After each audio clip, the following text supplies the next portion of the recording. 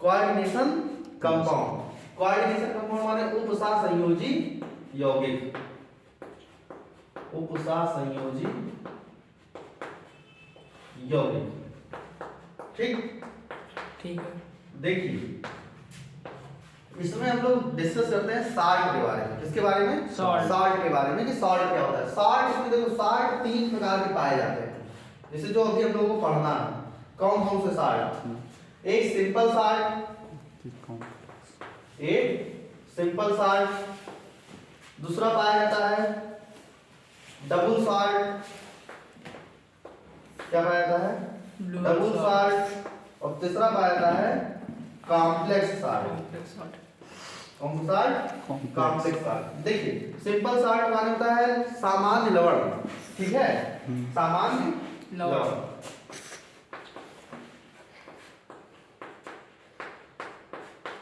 Double salt माना होता है द्विग लवण। देखिए इसमें जैसे ये एक रिवीजन क्लास है, तो खटाखट सब पूरा चैप्टर कवर करना है। ठीक, पूरा चैप्टर कवर करके आगे बढ़ जाना है। देखो तो डबल साल्ट माने द्विग लवण और कॉम्प्लेक्स साल्ट माने होता है जटिल लवण। क्या होता है? जटिल लवण। अब देखिए एक बात और देखिए, समझते चलिएगा। सिंपल साल्ट सामान्य लवण क्या होते हैं? ऐसे साल्ट जिनमें एक पॉजिटिव आयन एक नेगेटिव आयन पाया जाता है। सिंपल या एसिड बेस के कांटेक्ट से जो बनता है, एसिड प्लस बेस, इसके कांटेक्ट से जो बनता है उसको हम लोग क्या कहते हैं? Simple salt. ठीक है, क्या कहते हैं? सिंपल साल्ट कहते हैं। जैसे इसका एग्जांपल ले लिया जाए HCl प्लस NaOH। HCl एक एसिड है, NaOH एक बेस है, और जब ये आपस में कंबाइन होने के लिए बनाएंगे NaCl प्लस H2O। हमेशा एक बात याद रखिएगा कि जब साल्ट बनता है तो उसके साथ में पानी बनता है। क्या निकलता है? पानी निकल जाता है। ठीक है, HCl NaOH NaCl plus H2O। NaCl का है एक सिंपल साल्ट है। साल्ट में क्या होता है? आयन अपने टूट जाते हैं, पॉजिटिव आयन और नेगेटिव आयन। अगर हम साल्ट को पानी में डिजॉल्व करेंगे, एक बात हमेशा याद रखिएगा, साल्ट की प्रॉपर्टी है जैसे इसको पानी में डिजॉल्व करेंगे ये अपने पॉजिटिव आयन में और नेगेटिव आयन में टूट जाए। ठीक, ये हो गया सिंपल साल्ट। अब आता है डबल साल्ट। डबल साल्ट किसे कहते हैं?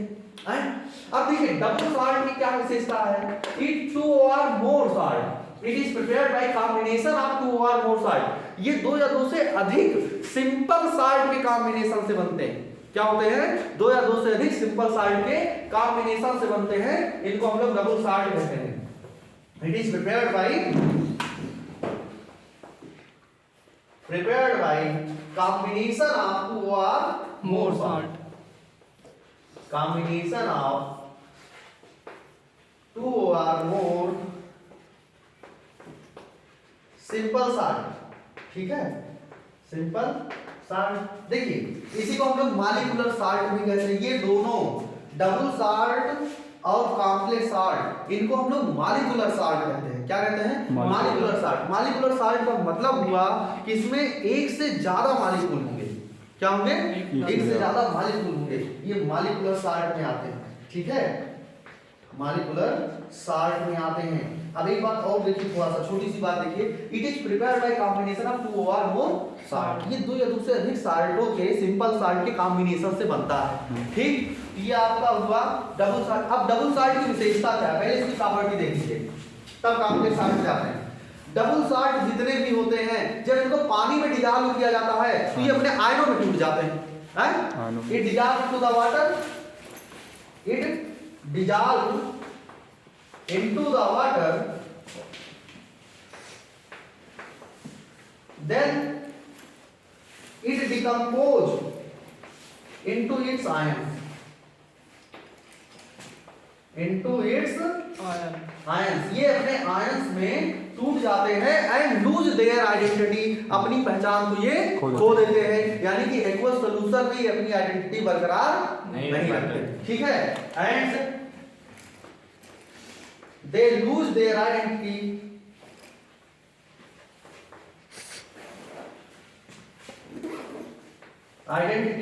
In aqueous solution.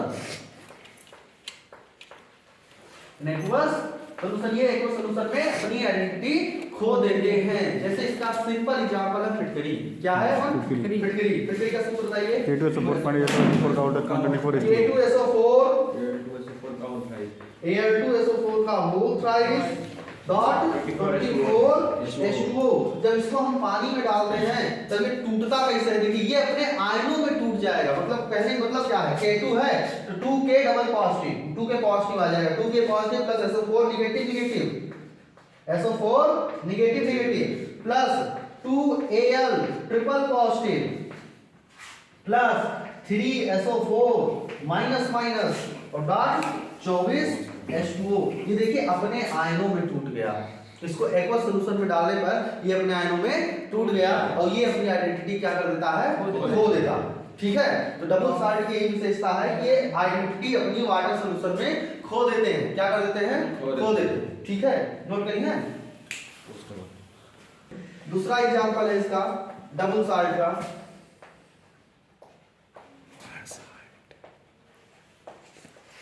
Chrome alum, जैसे फिटकरी को हम लोग कहते हैं पोटास एलम। क्या कहते हैं, पोटास। अच्छा एक देखो नाम से भी पता चला था, तनी दिमाग लगाओ।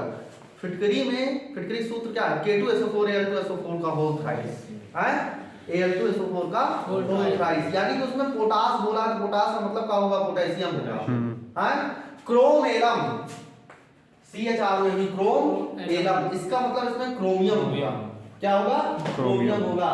देखिए K2SO4 इसका एग्जांपल है, K2SO4 डॉट Cr2SO4 का होल थ्राइस,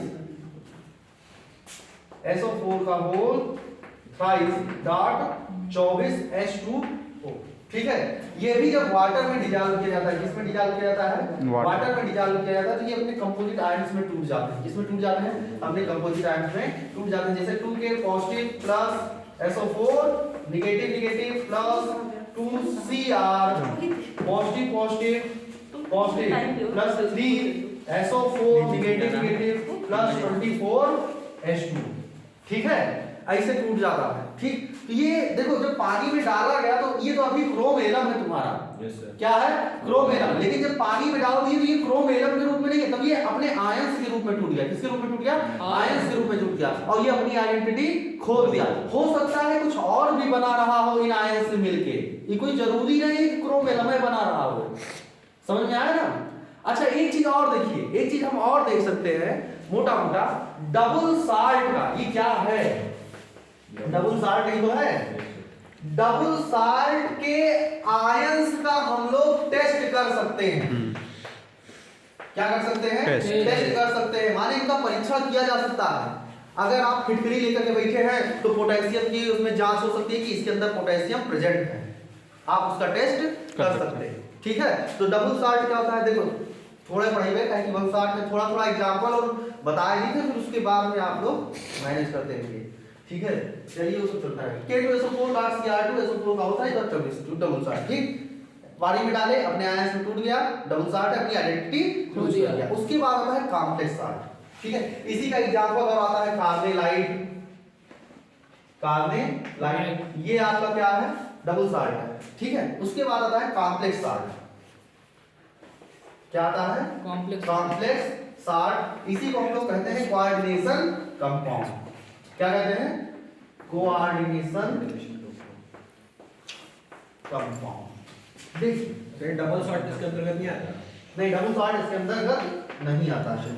कोऑर्डिनेशन कंपाउंड के अंतर्गत दूसरा आएगा, ये हमारा डबल साल्ट, ये अपनी आइडेंटिटी लूज करते हैं। अच्छा कोऑर्डिनेशन कंपाउंड या कॉम्प्लेक्स साल्ट किसे कहते हैं। पहली बात देखिए, कॉम्प्लेक्स साल्ट ऐसे साल्ट होता है, ये भी मॉलिक्यूलर साल्ट है, मतलब दो या दो से अधिक आयनों से मिलके या साल्ट से मिलके ही ये बने होंगे। ठीक है, अभी हम बताए थे डबल साल्ट और कॉम्प्लेक्स साल्ट हमारे मॉलिक्यूलर साल्ट, यानी कि दो या दो से अधिक साल्टों के कॉम्बिनेशन से इनका फॉर्मेशन होता है। ठीक है, अब देखो कॉम्प्लेक्स साल्ट क्या होता है, कॉम्प्लेक्स साल्ट ऐसे साल्ट होता है जब इनको वाटर में डिसॉल्व किया जाता है तो ये आयनाइज नहीं होते हैं, they are not ionize into the aqueous solution, they are not ionize into the aqueous solution. ये एक्वस सॉल्यूशन में आयनाइज नहीं होते हैं, इसका मतलब ये अपने आयनों में टूटते नहीं है। ठीक है, they do not decompose into it's ions, they do not decompose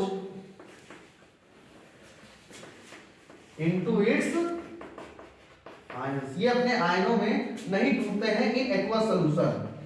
aqueous मतलब पानी। हाँ, एक्वस माने जलीय अम्ल। इन एक्वस सॉल्यूशन, ये एक्वस सॉल्यूशन में अपने आयनों में टूटते नहीं है। ठीक है, अपने आयनों में टूटते नहीं। ठीक, फिर उसके बाद देखिए कोऑर्डिनेशन कंपाउंड्स में एक बात और याद रखिएगा, इनमें मेटल पाया जाता है। क्या पाया जाता है? मेटल। कंफर्म है एक मेटल रहेगा ही रहेगा। ठीक है, इसमें मेटल पाया जाता है, मेटल्स आर प्रेजेंट। फिर उसके बाद क्या रहता है? मेटल पाया जाता है। दूसरी बात, इनमें लाइगेंड पाए जाते हैं। क्या पाए जाते हैं? लाइगेंड पाए जाते हैं। प्रेजेंट लाइगेंड क्या पाए जाते हैं? लाइगेंड पाए जाते हैं। ठीक है, यानी कोऑर्डिनेशन कंपाउंड। अब देखो, अगर सिंपली अगर देखा जाए तो नॉर्मल साल्ट तुम्हारा किससे बना? एसिड और बेस कॉम्बिनेशन से नॉर्मल साल्ट बन गया।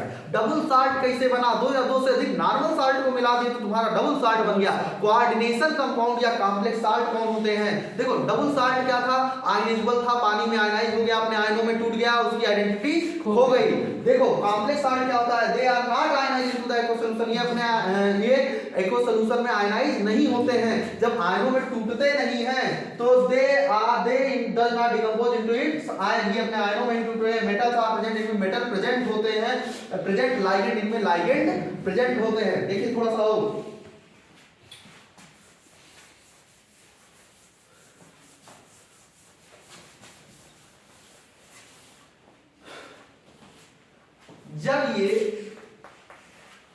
जब ये अपने आयनों में नहीं टूटते हैं तो हम इनके आयंस का टेस्ट नहीं कर सकते हैं।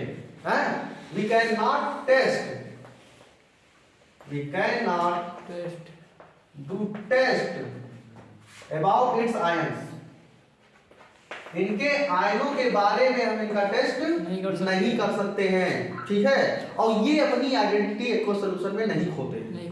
They do not lose their identity into the aqueous solution. They do not lose their identity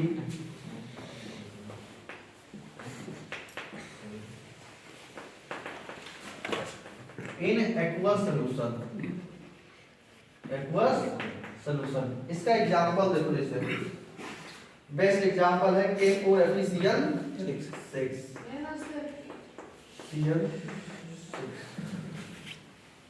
ठीक है, K4FeCl6, खुश रहो।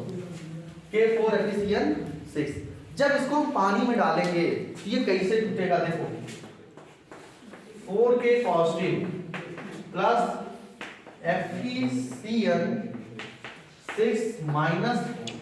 देखिए ये कहा है कि ये जो आयन होते हैं आपके कॉम्प्लेक्स साल्ट जो होते हैं, ये वाटर में डिजॉल्व नहीं होते हैं, ये अपने आयनों में टूटते नहीं है। देखिए ये कॉम्प्लेक्स साल्ट है। ठीक है, जब इसको हम लोग पानी में डाले तो ये तो इसकी प्राइमरी वैलेंसी है, वैलेंसी टूटी है। ठीक है, वैलेंसी टूटी है, लेकिन ये तुम्हारा जो सॉल्ट का पोर्शन था, देखो ये इसमें से कोई चीज आयनाइज नहीं हुआ है। आप इसको लेकर के आयरन का टेस्ट नहीं कर सकते हैं। पानी में डालने के बाद ये अपने आयनों में नहीं टूटेगा कि Fe+3 हो गया या Fe+2 हो गया, ये नहीं हो सकता है। ठीक है, इसमें हम आयरन का टेस्ट नहीं कर सकते हैं, लेकिन फिटरी में पोटेशियम सल्फेट सबका टेस्ट कर सकते हैं। समझ में आया? अगर आ जाता है कभी कि डबल साल्ट के आयन का टेस्ट किया जा सकता है कि नहीं किया जा सकता है, तो किया जा सकता है, लेकिन कॉम्प्लेक्स साल्ट के आयंस का टेस्ट किया जा सकता है? नहीं किया जा सकता है, क्योंकि they are not decompose into the aqueous solution. ये एक्वस सॉल्यूशन में डिकम्पोज नहीं होते हैं। ठीक है, अब देखिए कुछ इसके बारे में टर्म है। चलो तुम काम मिटा लो। K4FeCl6, ठीक है, ये तुम्हारा कोऑर्डिनेशन कंपाउंड है। क्या है? कोऑर्डिनेशन कंपाउंड है। हम तुमसे कहेंगे कोऑर्डिनेशन कंपाउंड है, एक्वस सॉल्यूशन में ये अपनी आइडेंटिटी नहीं खोएगा। कोऑर्डिनेशन कंपाउंड है in aqueous solution, in aqueous solution it does not decompose, it does not lose their identity, lose their identity। ये एक्वस सॉल्यूशन में अपनी आइडेंटिटी नहीं खोता है। ठीक है, एक्वस सॉल्यूशन में अपनी आइडेंटिटी नहीं खोता है। दूसरी बात देखिए, ये आयनाइज किस प्रकार से होगा, ये आयनाइज होता है 4K पॉजिटिव प्लस FeCN6 -4, ठीक है, ठीक है। इसको कहते हैं प्राइमरी वैलेंसी। क्या कहते हैं? Primary valency. Primary valency.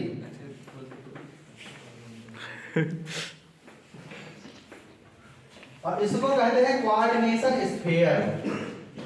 क्या कहते हैं? Coordination sphere. देखिए, जो नहीं तुमने ब्रैकेट में लिखा कहा जाए उपसंयोजी मंडल या कोऑर्डिनेशन स्फीयर कहा जाता है, ठीक है। इसके बीच में ये जो रहता है इसको कहा जाता है सेंट्रल मेटल आयन, ठीक है, सेंट्रल मेटल आयन। और इसको कहा जाता है लाइगेंड। क्या कहा जाता है? लाइगेंड। लाइगेंड क्या होता है? Electron pair donor atom, electron pair donor atom, ठीक है। अब देखो, कोऑर्डिनेशन स्फीयर हो गया। अब कोऑर्डिनेशन स्फीयर के आधार पे तुम्हारे 3 प्रकार के कोऑर्डिनेशन कंपाउंड होता है, ठीक है, पॉजिटिव, नेगेटिव और न्यूट्रल, ठीक है। जैसे देखो NiCO4, NiCO4 ये तुम्हारा न्यूट्रल कोऑर्डिनेशन कंपाउंड है, क्योंकि देखो इसके ऊपर कोई किसी भी प्रकार का चार्ज नहीं है। K4 FeCN6 अगर जब इसको जब आयनाइज करते हैं ये निगेटिव पार्ट में आ रहा है, इसलिए ये कौन सा कोऑर्डिनेशन कंपाउंड है? निगेटिव कोऑर्डिनेशन कंपाउंड, ठीक है। ये न्यूट्रल कोऑर्डिनेशन कंपाउंड, ठीक है। थोड़ा सा और डिस्कस करते हैं।